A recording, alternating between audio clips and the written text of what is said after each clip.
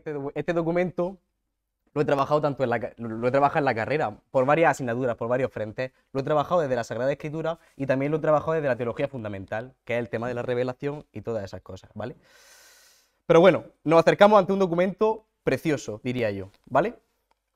Pues, si os parece, vamos a comenzar rezando, vamos a comenzar poniéndonos en las manos del Señor, invocando al Espíritu Santo, con la oración del sínodo, que es la misma que la del Concilio Vaticano II, ¿vale? Pues decimos todos juntos. Estamos ante ti, Espíritu Santo, reunidos en tu nombre. Tú que eres nuestro verdadero consejero, ven a nosotros, apóyanos, entra en nuestros corazones, enséñanos el camino, muéstranos cómo alcanzar la meta, impide que perdamos el rumbo como personas débiles y pecadoras. No permitas que la ignorancia nos lleve por falsos caminos. Concédenos el don del discernimiento, para que no dejemos que nuestras acciones se guíen por prejuicios y falsas consideraciones. Condúcenos a la unidad en ti, para que no nos desviemos del camino de la verdad y la justicia, sino que en nuestro peregrinaje terrenal nos esforcemos por alcanzar vida eterna. Esto te lo pedimos a ti, que obras en todo tiempo y lugar, por los siglos de los siglos. Amén. Muy bien. Pues todo esto es lo que voy a tocar a lo largo de esta exposición. Daré una breve introducción, pondré también sobre la mesa las cuatro constituciones, hablaré después sobre los antecedentes de la Dei Verbum, qué ocurre antes del Concilio Vaticano II, que da pie a elaborar esa constitución, la génesis de la Dei Verbum, es decir, cómo florece, cómo germina, el esquema, diré cuántos capítulos tiene, cuántos son sus números, ya después me meteré ya de lleno en todos sus capítulos y después pues diré qué es lo que pasa después de su promulgación, es decir, qué efectos tiene en la Iglesia, a pie de calle, ¿vale? Muy bien, pues estamos ante la Constitución que más tiempo tardó en gestarse. Son 6 años lo que tarda en gestarse. Es decir, desde que empiezan las consultas preliminares para preparar el concilio, es decir, ¿qué queremos tratar en este concilio? Estamos hablando a mediados del 59. Hasta su promulgación en noviembre del 65, pues son 6 años. Ninguna de las constituciones, ni la Sacrosanctum Concilium, ni la Lumen Gentium, ni la Gaudium et Spes, está 3 años como está esta dentro del aula conciliar, debatiéndose, proponiéndose nuevas cosas, quitándose otras, etc. Veréis, la Sacrosanctum Concilium, esa que nos presentó don Ramón, el delegado de liturgia, que trataba sobre la Sagrada Liturgia, estrenaba el aula conciliar el 22 de octubre del 62 y se promulgaba el 4 de diciembre del 63. 13 meses tarda en gestarse. Aquella que nos habla de la Iglesia, o sea, ¿qué es lo que dice la Iglesia de sí misma? La Lumen Gentium, que nos la expuso también don Antonio Jiménez, el anterior ponente. Esa entra el 1 de diciembre del 62 y sale el 21 de noviembre del 64. 2 años. La constitución que habla de la Iglesia en el mundo, es decir, la próxima constitución que trabajaremos, la Gaudium et Spes. Esa, un total de 14 meses, desde el 20 de octubre del 64 hasta el 7 de diciembre del 65. Y claro, llegamos a la Dei Verbum, que esta empieza a debatirse un mes después de empezar el concilio, es decir, el 14 de noviembre del 62, y solo 20 días antes de acabar el concilio es cuando se promulga. O sea, que es la que más tiempo está en el horno. Esta constitución tiene un largo recorrido y a la vez surgen muchos problemas.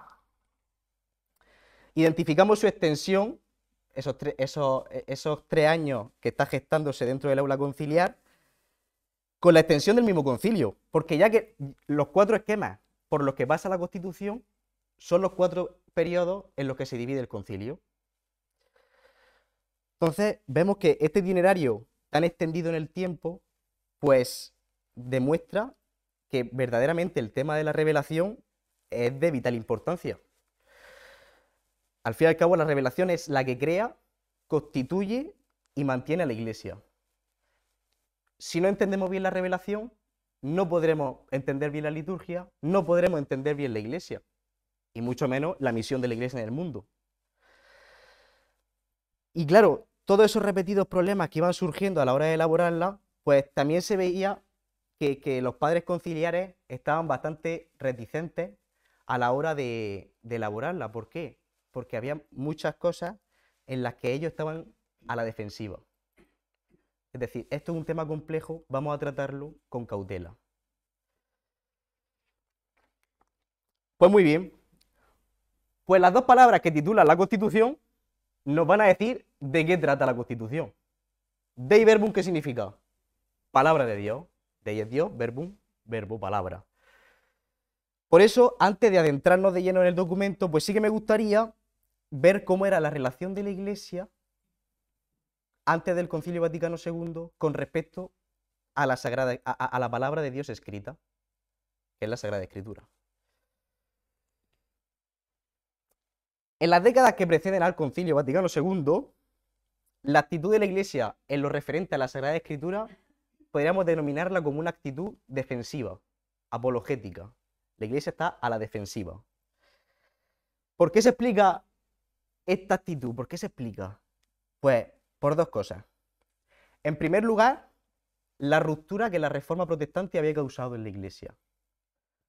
La Reforma Protestante, como ya sabéis, la inicia Lutero y enuncia un principio que es el de sola escritura.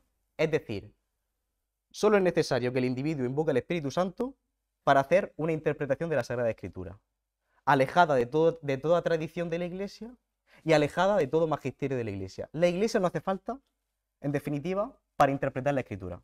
Eso es lo que dice la Reforma Protestante. Claro, eso había herido el tema de la relación entre católicos y Sagrada Escritura. ¿Y cómo se traduce eso? Pues muy sencillo. La Iglesia dice: uso exclusivo de la Vulgata latina, esa traducción que hizo San Jerónimo del hebreo al latín, pues esa va a ser la única opción válida para utilizarla en la Iglesia. Y por otro lado, una gran reticencia a que los fieles laicos accedan a la palabra de Dios. Es más, en el año 2005, el cardenal de Nigeria de entonces, en un congreso celebrado para conmemorar los 40 años del Concilio Vaticano II, decía lo siguiente con respecto a esto. Dice: hubo un tiempo en que parecía que se disuadía a los católicos que leyeran la Biblia. Hasta se consideraba que manejar la Biblia era típico de los protestantes. Los católicos acudían a la iglesia con el rosario y el misal, y la fe se aprendía a través del catecismo y los famosos libros de historias bíblicas. Esta actitud de prudencia, entre comillas, en lo referente al acceso directo a la Biblia tenía sus razones. Existía la preocupación de caer en el error doctrinal por haber interpretado erróneamente la Biblia. Justo lo que había pasado con Lutero. Y la segunda amenaza procedía del desarrollo científico que se había dado en el siglo XIX. En el siglo XIX, después de la Ilustración, después de la Revolución Francesa, el tema de la razón, el tema del conocimiento, el tema de la ciencia crece, ¿vale? Y entonces se empiezan a aplicar a la Biblia los nuevos métodos históricos, epigráficos, lingüísticos. ¿Y eso qué hace? Que se cuestione la veracidad histórica de la escritura. Es decir, ¿es verdad los periodos que habla la escritura? ¿Es verdad la historia que habla de la escritura? Y claro, estamos hablando de una época en la que la escritura se apoyaba en una lectura literal. Lo que diga la escritura literal es lo que interpreto literal.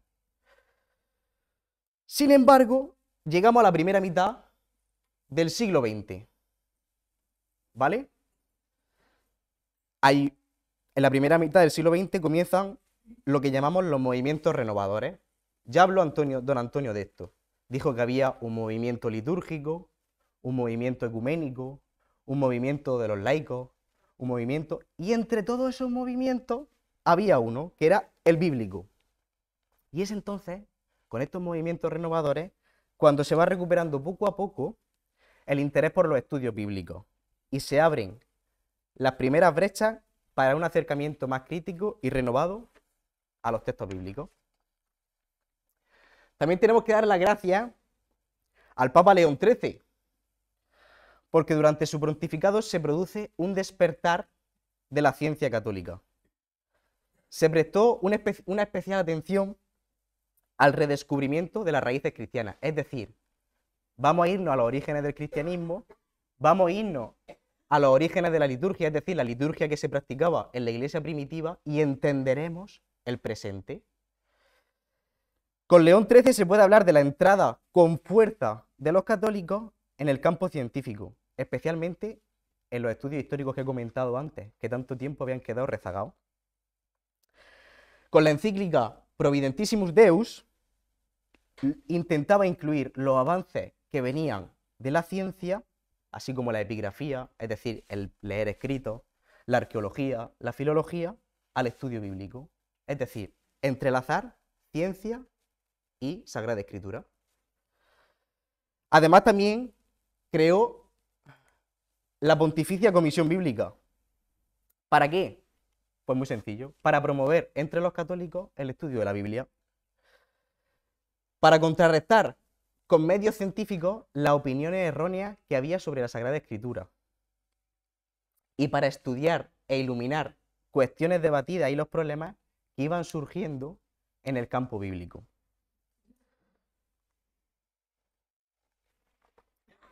También tenemos que agradecer al Papa Pío XII su encíclica Divino Afflante Spiritu. ¿Por qué? Porque cambió totalmente el rumbo de los estudios bíblicos. Le dio a la ciencia pleno derecho de ciudadanía. ¿Esto qué significa? Pleno derecho de ciudadanía. Pues que reconoció que las ciencias son imprescindibles para acercarnos a la Biblia, para hacer un estudio bíblico en condiciones. Hemos dejado atrás el tomar la escritura literal, al pie de las letras. Vamos a hacer un estudio bíblico y vamos a ver lo que verdaderamente quiere decir la escritura. Son características de este movimiento bíblico que he comentado antes, de este movimiento renovador, el uso cada vez mayor de los métodos histórico-críticos, lo que he dicho. Vamos a ver lo que quiso decir el autor para ver lo que dice hoy la escritura. Pero claro, también una característica de este movimiento es que su interés no estaba tanto en reducir el estudio de la Biblia a un mero estudio científico, a un mero estudio filológico, a un mero estudio histórico, sino que más bien para alcanzar el mensaje teológico que quería decirnos, o sea, el mensaje religioso que nos quería transmitir. Ejemplo de esta renovación, seguro que la conocéis, la Biblia de Jerusalén. ¿Conocéis la Biblia de Jerusalén? Pues surge con este movimiento. Si alguna vez habéis cogido un diccionario de teología bíblica, hay uno que se llama, que el autor es Léon Dufour, es francés. Bueno, pues ese diccionario que se utiliza hoy en los estudios de teología, vamos, es el libro de los libros que más se utiliza, surge aquí. Y en España y en Italia se da un retraso. En España y en Italia las cosas de Palacio van despacio. Y entonces, pero sin embargo, sí que hubo frutos que favorecieron el estudio y la difusión de la Biblia. Entre ellos, pues, tenemos las primeras traducciones católicas al español de las lenguas originales, del hebreo y del griego, pues surgen esas primeras traducciones al español. La renovación del lenguaje bíblico, ¿para qué? Pues para adaptarlo mejor a las condiciones de hoy en día, a la cultura de hoy en día, a la psicología de hoy en día. Y también se reelaboró y se hizo una nueva traducción de los textos bíblicos que se utilizaban en la liturgia. Pues el resultado es todo esto va mostrando que poco a poco lo que antes era un desplazamiento entre fieles y Biblia y Sagrada Escritura, cada vez más se va viendo un acercamiento, ¿vale? Un acercamiento de la Biblia a la vida de los creyentes. También influye en esto el movimiento litúrgico, porque como he dicho, son nuevas traducciones de la liturgia, y también el movimiento ecuménico. Bueno, pues todo todos estos movimientos, toda esta renovación, toda esta historia que hemos visto antes del Concilio Vaticano II, va a dar lugar para que nazca un documento tan importante como es la Dei Verbum. ¿Cómo nace la Dei Verbum? Veréis, 4 meses después de anunciar Juan 23, que es este señor, su intención de convocar el concilio, nombraba una comisión antepreparatoria, una comisión conciliar antepreparatoria. ¿De qué se encarga esta comisión conciliar antepreparatoria? Porque es más largo el nombre que lo que es, pero su labor es muy importante. Es contactar con los obispos de todo el mundo para preguntar, oye, ¿qué es lo que queréis que se trate en el concilio? Hemos abierto el concilio, ¿qué es lo que queréis que se trate en el mismo? Bueno, pues las contestaciones, dicen los libros, que fueron llegando, pero abundantemente, de todos los estilos, o sea, con libertad. Pero hubo una cosa que se repetía mucho, que es el tema de la revelación, el tema de la revelación divina. Son muchos los obispos que escriben, oye, queremos que se trate el tema de la revelación por la importancia que tiene en la vida de la Iglesia. Pero no solo queremos que se trate defensivamente, o sea, a la defensiva, condenando posibles errores que haya tenido, ¿no? Sino también queremos que se trate doctrinalmente, es decir, que se hable de la historicidad de la revelación, la inspiración, la inerrancia, es decir, el no error, y la interpretación de la Escritura. Y además de eso, doctrinalmente, queremos que se trate pastoralmente, recomendando y facilitando la lectura de la Sagrada Escritura. Y además del tema este de la Sagrada Escritura, dice, respecto a la tradición, también queremos que se trate la tradición. Queremos ver cuál es su naturaleza, o sea, qué es, cuál es su importancia y cuál es su relación con la Escritura.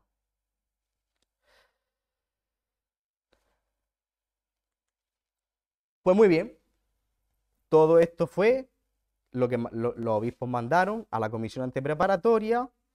Se van elaborando esquemas, se van elaborando redacciones. En total fueron 4 esquemas y 6 redacciones, lo que se va forjando en el Concilio Vaticano II.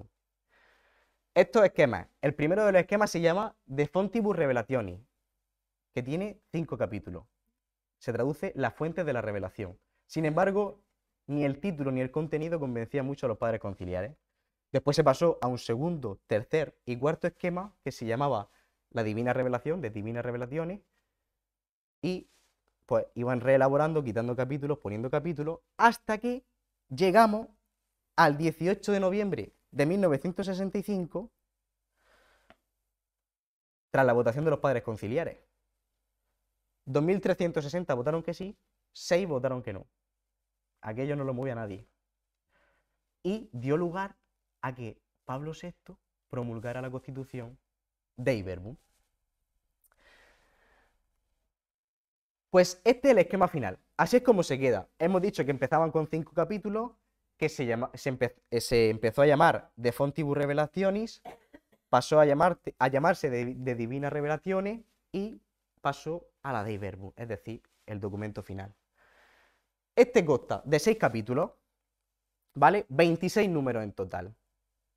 Estos 26 números se distribuyen en los 6 capítulos y hay un proemio, una introducción que voy a comentar después porque es bastante interesante.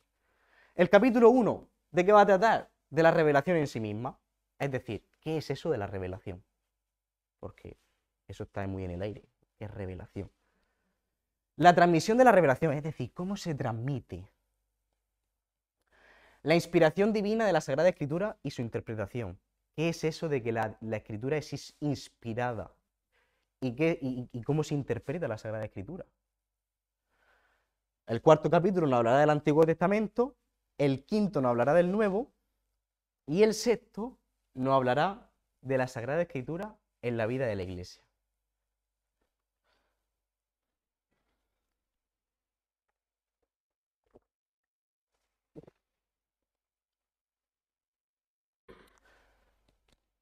Pues este es el proemio, esta es la introducción a la Constitución que cuando la estuve trabajando dije, aquí hay riqueza.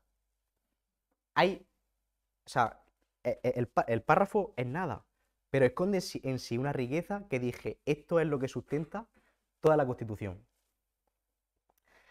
Dicen los padres, dice, ¿cuál es el objetivo de esta Constitución, de la Dei Verbum? Dice, exponer la doctrina genuina sobre la divina revelación y sobre su transmisión, para que todo el mundo, oyendo, crea el anuncio de la salvación, creyendo espere y esperando ame. ¿A qué no suena eso?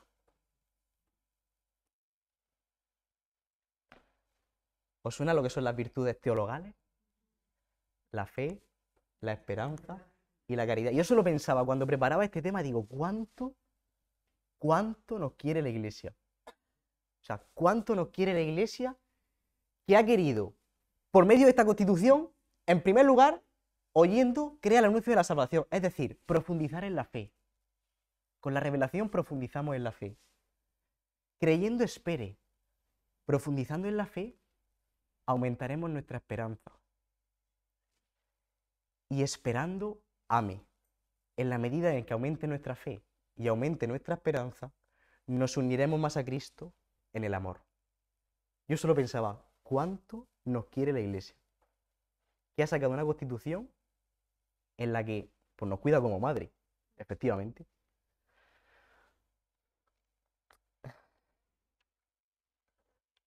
Y pasamos, con eso, el premio es solo un punto, pasamos al capítulo primero, ese que trata sobre la revelación en sí misma. Es decir, ¿qué es eso de la revelación?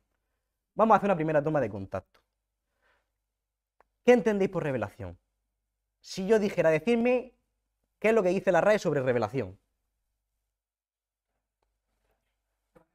Y vosotros habéis utilizado más esa palabra que yo, porque las fotos antes eran reveladas.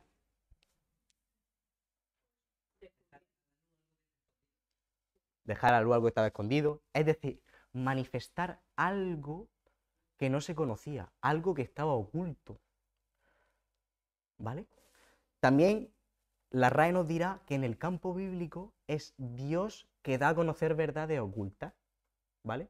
Pero en definitiva es lo mismo. Manifestación, o sea, mostrar algo que estaba oculto. Pues el primer capítulo nos va a decir, ¿qué es esto de la revelación? Fijaos, dice, la revelación es la autorrevelación del mismo Dios. Y voy a decir, pero vamos a ver, si es que me responde con lo mismo que he preguntado. Revelación es la autorrevelación. ¿Esto cómo se come? Pues muy sencillo. Dios, en su infinita bondad, se da a conocer a sí mismo y da a conocer su plan de salvación sobre el hombre. Eso es revelación. Dios, en su infinita bondad, se da a conocer a sí mismo y da a conocer su plan de salvación sobre el hombre. Es aquí, porque también se trata el tema de la revelación en el Concilio Vaticano I, en un documento que se llama Dei Filius, Hijo de Dios.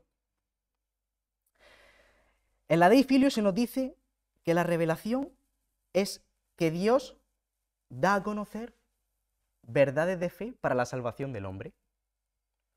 Es lo que diríamos que es un modelo instructivo, instrucciones. Sin embargo, la Dei Verbum dice, no.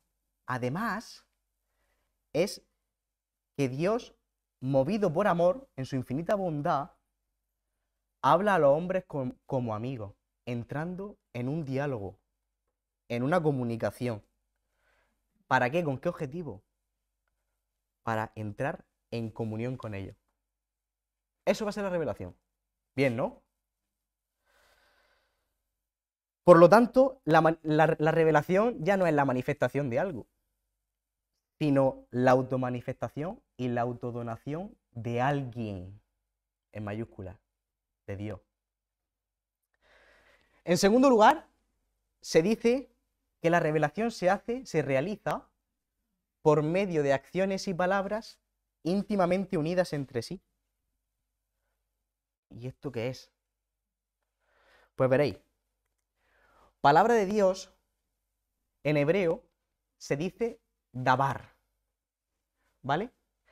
Dabar, ¿qué significa? Es un término que se refiere a la palabra que genera acción. Es decir, una palabra que al pronunciarse, que al enunciarse, produce la acción a la que se está refiriendo. Os voy a poner un ejemplo muy sencillo de cómo es esto de Dabar, de cómo es la palabra de Dios, cómo es esa palabra que genera acción. En el Génesis, ¿cómo empieza el Génesis? Dijo Dios, exista la luz, y la luz existió. Dijo e hizo. Dijo Dios, júntese las aguas de debajo del cielo en un solo sitio y que aparezca lo seco. Y así fue. Se juntaron las aguas y a lo seco lo llamó tierra y a la agua la llamó mar. Dijo Dios, cúbrase la tierra de verdor, de hierba verde que engendre semillas y de árboles frutales según sus especies. Y así fue. Es decir, Dios cuando pronuncia, Dios cuando enuncia palabra, crea. Eso es palabra y obra íntimamente unidas. Así se hace la revelación de Dios. Por lo tanto, podemos decir que la revelación tiene un carácter sacramental. ¿Qué pasa en los sacramentos? En los sacramentos, palabras y gestos y acciones van íntimamente unidas. El sacerdote dice y el sacerdote hace. Es Cristo en el que está actuando, ¿no? Pero palabras y acciones van íntimamente unidas y dan lugar a un efecto. Pues lo mismo pasa con la revelación. Palabras y acciones van íntimamente unidas y dan lugar a un efecto. En tercer lugar, se nos dice que Cristo es mediador y plenitud de toda la revelación. ¿Qué significa esto de mediador y plenitud de toda la revelación? ¿Os acordáis del texto del Evangelio que dice Jesús, quien me ve a mí, ve al Padre? Eso es mediador. Dios nos está enseñando, Jesucristo nos está revelando cuál es el rostro del Padre. ¿Quién es el Padre? Y con plenitud de toda la revelación, ¿qué quiere decir? Pues que Cristo es la palabra definitiva de Dios, es la revelación definitiva de Dios. El verbo, Cristo, ha estado presente a lo largo de toda la historia. Si os acordáis, si nos vamos a Juan, al evangelista, dice, en el principio existía el verbo. El verbo estaba junto a Dios y el verbo era Dios. Ya estaba en el principio. Y luego más tarde añade, y el verbo se hizo carne y habitó entre nosotros. El verbo, la palabra de Dios, ha estado presente a lo largo de toda la historia. En el Antiguo Testamento se prepara el camino del Evangelio a través de la historia de salvación del pueblo de Israel.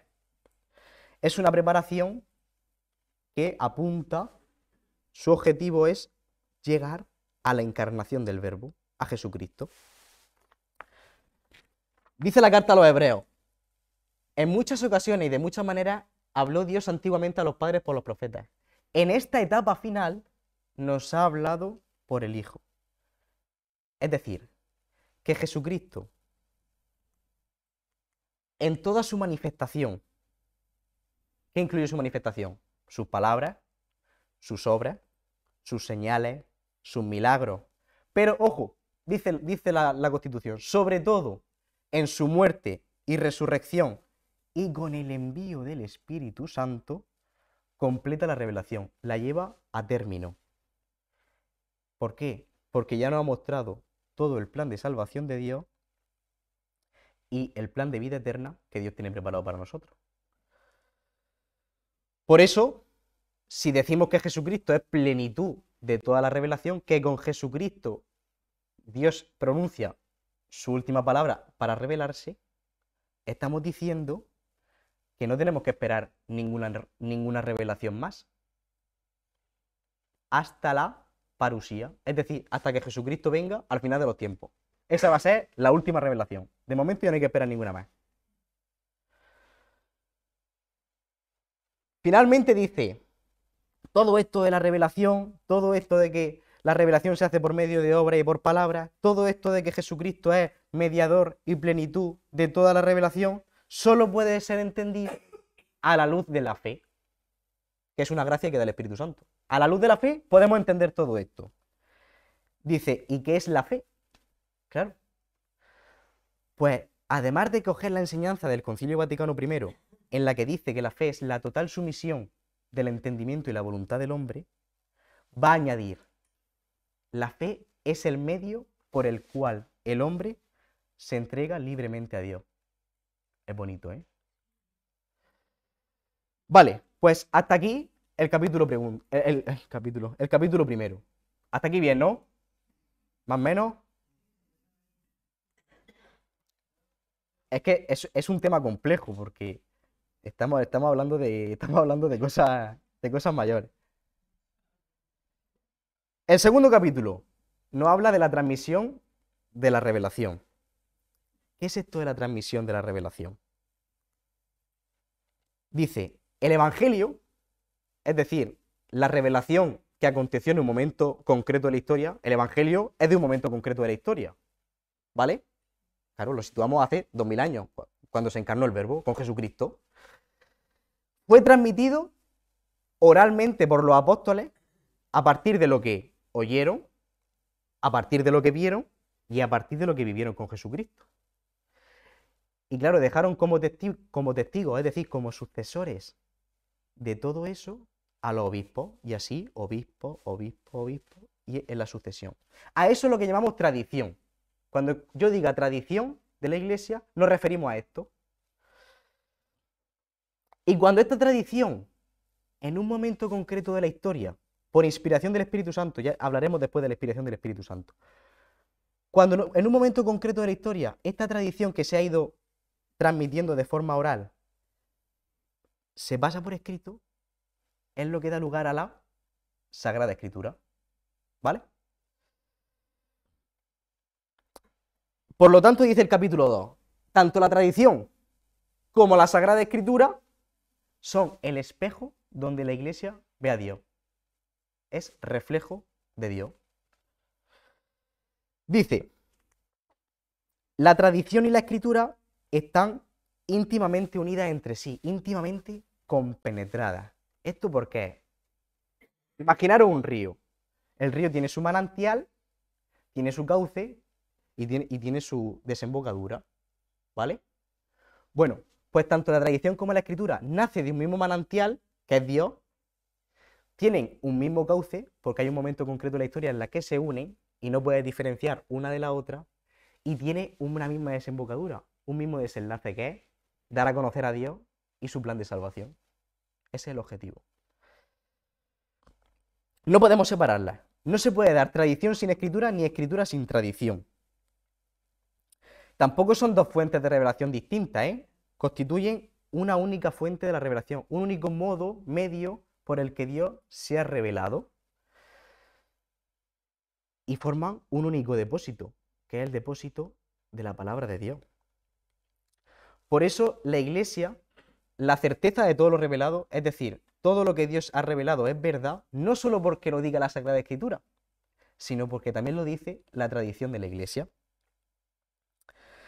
Luego nos dice que la Iglesia, como madre, tiene la misión, es decir, la tarea de interpretar auténticamente la palabra de Dios. Esto es lo que os comentaba antes, que Lutero se había cargado. No, la Iglesia no pinta nada en la palabra de Dios. Sin embargo, no. La Constitución lo reafirma. La Iglesia, él como madre, es la encargada de interpretar auténticamente la palabra de Dios. Por supuesto, con la ayuda del Espíritu Santo, ¿eh? Ojo, que esto no quiere decir que la Iglesia esté por encima de la palabra de Dios. Al contrario, está por debajo, está a su servicio, porque la interpreta. De esta forma, tradición, escritura y el magisterio, es decir, la enseñanza de la Iglesia, hacen una trilogía inseparable. No se pueden separar. Y están las tres orientadas a una cosa: la salvación de las almas. Y con esto acabamos el segundo capítulo y pasamos al tercero, ese que nos habla de la inspiración divina de la Sagrada Escritura y su interpretación. ¿Qué es eso de la inspiración divina? ¿Qué es eso que la Escritura está inspirada? ¿Y cómo hay que interpretar la Escritura? Porque si por un lado decimos que la Reforma Protestante lo hace mal porque hace una libre interpretación de la Escritura, pues ¿cómo hay que interpretarla? ¿Vale? Pues mira, el número 11 de la Dei Verbum nos dice que la Sagrada Escritura, es decir, todos los libros que conforman tanto el Antiguo como el Nuevo Testamento, son sagrados y canónicos. ¿Qué es eso de canónico? Dice, los reconocidos o aceptados por la Iglesia. ¿Por qué? Pues por el simple hecho de que está inspirada toda por el Espíritu Santo y tiene como autor a Dios. Y ahora vamos a la explicación de qué es esto de la inspiración. ¿Qué es esto de que la Escritura está inspirada por el Espíritu Santo y tiene como autor a Dios? No es que a Dios le salga una mano y empiece a escribir, ¿eh? Que podría, ¿eh? Porque es Dios y es todopoderoso. Sin embargo, va mucho más allá. Es algo mucho más bonito, o sea, algo mucho más entrañable. Dice, a la hora de componer los libros que conforman toda la Sagrada Escritura, Dios elige a hombres con sus capacidades, a hombres con sus facultades. Es decir, si el autor escribe torcido, va a escribir torcido. Por poner un ejemplo muy banal, ¿eh? No sé si me explico. Si el autor nunca ha visto un rayo, pues por supuesto que no te va a escribir nada acerca de los rayos. Te va a escribir de lo que él vive. Si es pastor, pues te va a escribir acerca del pastoreo, como algún profeta. Si es agricultor, pues te va a escribir acerca de las plantas, de los árboles, y va a hacer muchas comparaciones, ¿vale? Entonces, Dios elige a hombres con su pleno derecho y sus plenas facultades y sus capacidades para que transmitieran como autores todo lo que Él quiso dejar por escrito, todo lo que Dios quiso dejar por escrito para la salvación del hombre. A estos autores se les llama autores inspirados, porque han sido inspirados por el Espíritu Santo para ponerse mano a la obra y escribir. O hagiógrafos, pero esa palabra la podéis borrar de la mente. Hagios es espíritu en griego, grafía es escritura. Por esa razón, esta revelación que se consigna, como hemos dicho antes, en la Sagrada Escritura, que pasa por la tradición y luego se escribe en la Sagrada Escritura, es una verdad, es inspirada y lo que he comentado antes al principio de la inerrancia, no tiene error. ¿Por qué? Por el simple hecho de tener a Dios como autor. Aunque para ello se haya valido de personas humanas, de personas de carne y hueso, con sus circunstancias y su vida. Y el punto número 12 nos dice, a la hora de interpretar la Sagrada Escritura, ahora pasamos a la interpretación. Hemos hablado de cómo es la inspiración, vamos a pasar a la interpretación. Dice, a la hora de interpretar la Sagrada Escritura, hay que hacerlo con el mismo espíritu con el que fue escrita. Y vosotros diréis, ¿y eso cómo se come? ¿Cómo eso de que hay que hacerlo con el mismo espíritu con el que fue escrita? Pues muy sencillo. En primer lugar, hay que investigar lo que el autor inspirado quiso decir realmente, a qué se refería cuando escribió todo lo que escribió. Para eso es importante tener en cuenta los géneros literarios de la Biblia. ¿Esto qué es? Pues la verdad se expone la misma verdad se puede exponer de una manera u otra dependiendo del libro de la Biblia, dependiendo del género literario del que estemos hablando. Es decir, no se expone la verdad igual en un libro histórico, como puede ser el libro de los jueces, el libro de los reyes, que en un libro poético, como puede ser el libro de los salmos, por ejemplo, o el libro del Cantar de los Cantares. Ni tampoco se escribe la verdad igual en todos estos libros que en un libro profético, como puede ser Isaías o Jeremías. Es decir, la verdad se expone, pero ¿de qué manera se expone? Depende del género literario que el autor haya usado, ¿vale? Perdón. Para ello, también debe considerarse el sentido que intentó expresar el autor inspirado. Por eso hay que tener en cuenta su contexto histórico y su contexto de cultural. Y cuáles eran los géneros literarios que se utilizaban en su época, en su contexto. ¿Esto qué significa? Pues considerar que cada uno tiene su forma de expresarse, que cada uno tiene su forma de pensar, que cada autor tiene su forma de hablar. Y esto va a depender del contexto histórico en el que se haya movido el autor. No se habla igual hoy en día que hace 2 siglos. Pues esto es básicamente lo mismo. Dice, finalmente, a la hora de interpretar un texto, dice, hay que hacerlo con la visión, con la unidad de toda la escritura y la tradición de la Iglesia. ¿Esto qué significa? Que lo que interpretemos tiene que guardar la unidad con el resto de cosas, con la escritura y con la tradición. No podemos interpretar una cosa que se contradiga con lo que viene después en la Sagrada Escritura, pero tampoco se puede contradecir con lo que viene antes.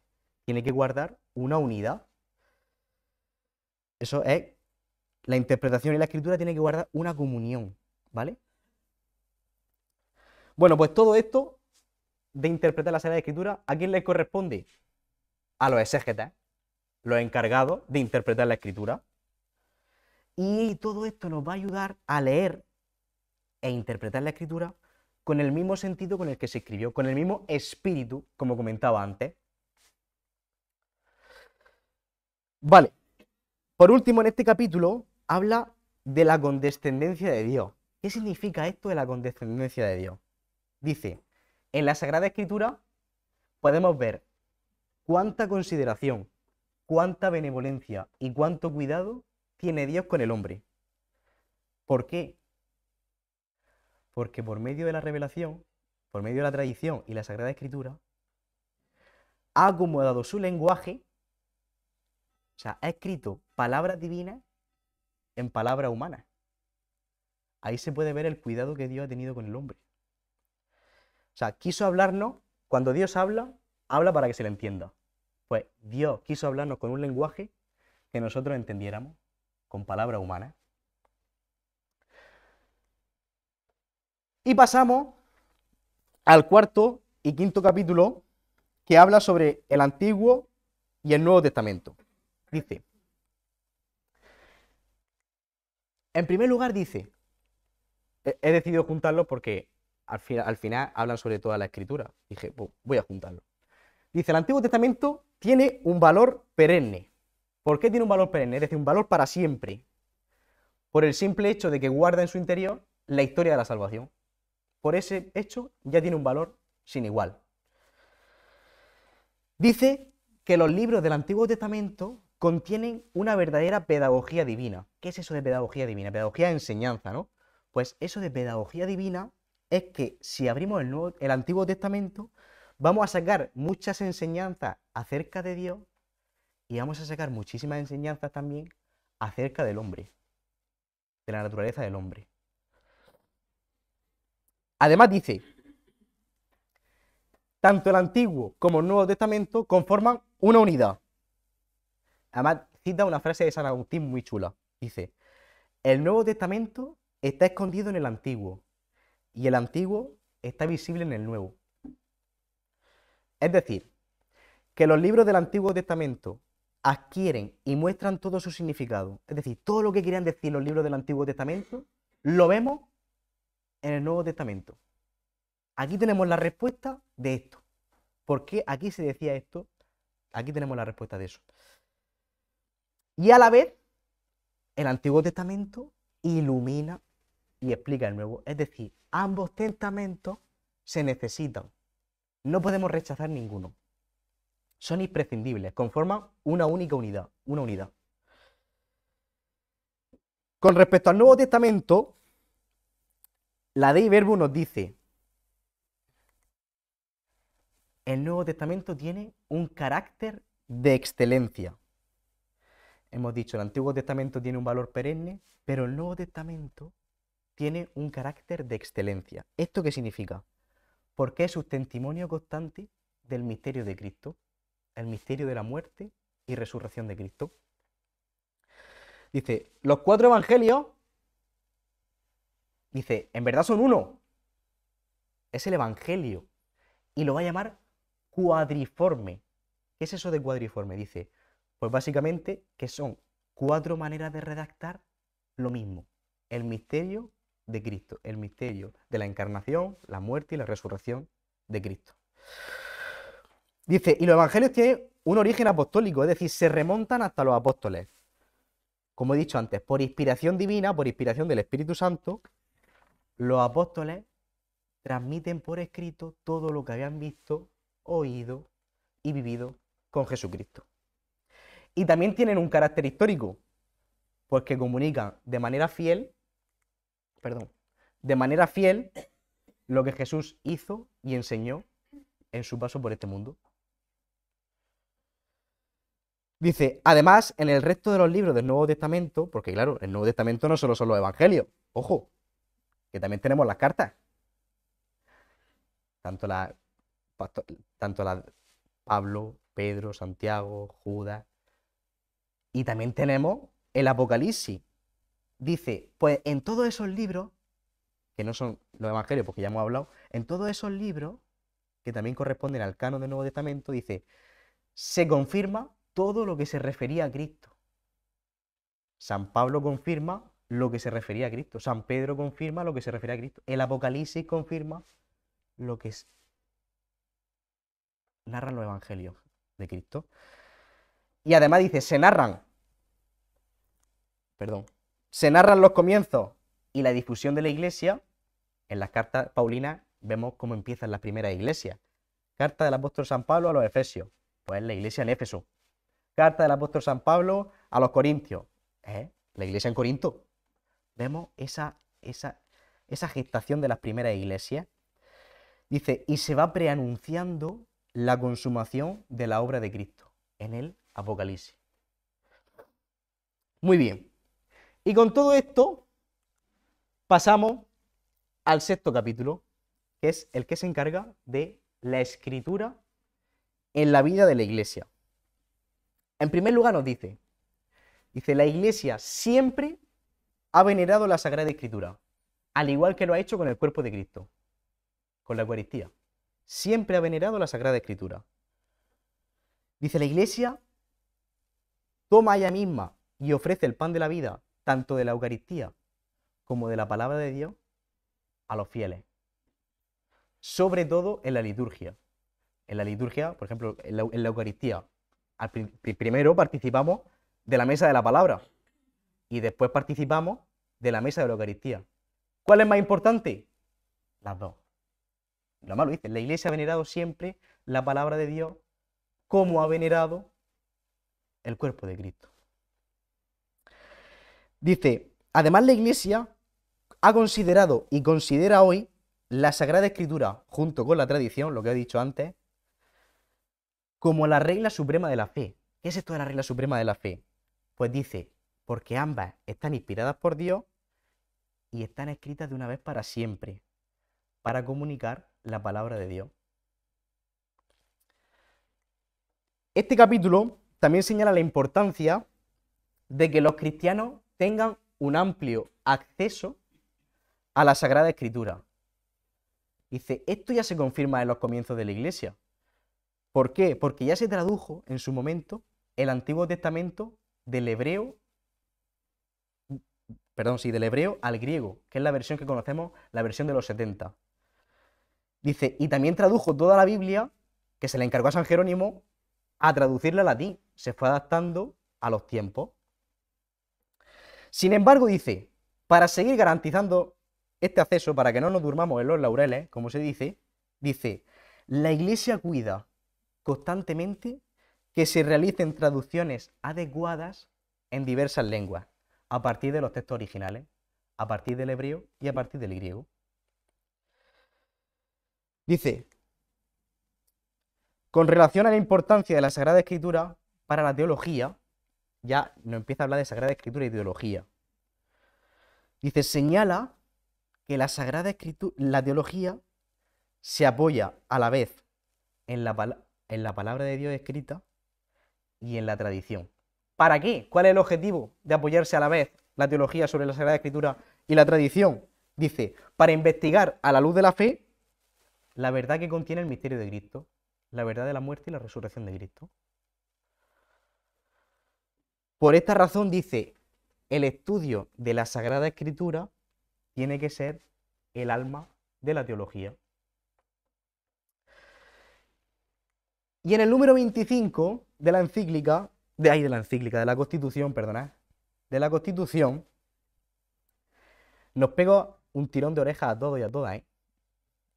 Nos dice que desde el primer obispo, desde el Papa de Roma, hasta el último fiel laico, debemos leer asiduamente la Sagrada Escritura, para que ninguno seamos predicadores vacíos de la palabra de Dios, para que ninguno seamos predicadores de algo que no interiorizamos, de algo que no vivimos. Nos pega un tirón de orejas. Solo enriqueciéndonos de la Sagrada Escritura podremos comunicar al mundo la riqueza de la palabra de Dios. Porque si no lees la palabra de Dios, poco va a transmitir. O sea, es una evangelización vacía. Estaremos hablando de otras cosas, pero no de Dios. Dice, además citando a San Jerónimo, ese que había traducido la Biblia en latín, la Vulgata, dice, el desconocimiento de las Escrituras es el desconocimiento de Cristo. Si no leemos las Escrituras, muy difícilmente podremos conocer a Cristo. Por lo tanto, dice, la Iglesia invita a todos los fieles que se acerquen a ella, a la Sagrada Escritura, por medio de la liturgia y por medio de la lectura espiritual. Dice, y es conveniente acompañar la oración con la Sagrada Escritura, porque así se entablará un diálogo con Dios, porque a Él nos dirigimos cuando oramos y a Él escuchamos cuando leemos la palabra de Dios. Si incluimos la Sagrada Escritura en nuestra oración, habrá esa reciprocidad. Escucharemos a Dios a través de su palabra y Él nos escuchará a través de nuestra oración. Dice, como conclusión de este capítulo, dice el número 26. Dice, así como la Iglesia va creciendo si frecuenta constantemente la Eucaristía, también recibe un impulso espiritual a raíz de venerar la palabra de Dios. Bueno, pues hasta aquí todos los capítulos. Hemos hecho un amplio esquema de todos los capítulos. Y ahora, ¿qué ocurre después de la Dei Verbum? Es decir, esta Constitución se lanza a la calle, que me está diciendo Merche que ya se lanza a la calle. ¿Cómo se empieza a poner en práctica todo esto? Dice, pues en primer lugar, se marca un rumbo claro con respecto a la revelación y su transmisión. Eso que estaba antes tan etéreo, se concretiza. Ya sabemos que la revelación es que Dios se da a conocer y da a conocer su plan de salvación al hombre. Y su transmisión, la revelación y la Sagrada Escritura. Perdón, la tradición y la Sagrada Escritura. Ya se ha concretizado. También nace una mayor cercanía a la Sagrada Escritura por parte de los laicos. Eso que antes estaba reticente la Iglesia, que los laicos se acercaran a la Escritura, ahora hay una mayor cercanía. Hay una mayor conciencia de la unidad entre tradición, escritura y magisterio, que hemos dicho antes que era una unidad indisoluble. Y hay una mayor vinculación entre teología y Sagrada Escritura, porque la base de la teología es la Sagrada Escritura.